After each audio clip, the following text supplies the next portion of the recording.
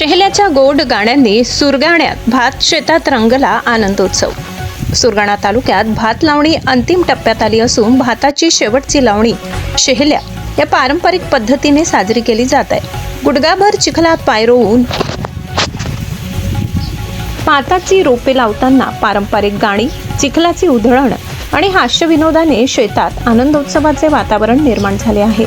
सुरगाणा हा भात शेतीसाठी प्रसिद्ध तालुका असून गरा, बंगाड, इंद्रायणी, दप्तरी, बाडा, कोलम यासह विविध जातींच्या भाताची लागवड केली जाते।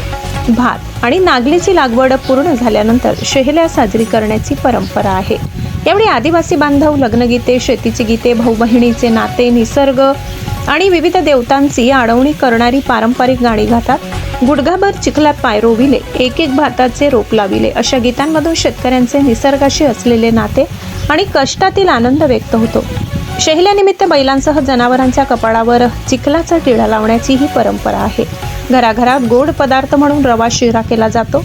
निसर्ग, शेती, श्रम आणि लोकगीतांचा सुंदर संगम असलेली शेहल्या ही केवळ शेवटची भात लावणी नसून आदिवासी समाजाच्या समृद्ध लोकपरंपरेचा आणि श्रम संस्कृतीचा जिवंत वारसा आहे। लोकशाही 18 न्यूज मुख्य संपादक बापूसाहेब देवरे, कडवण।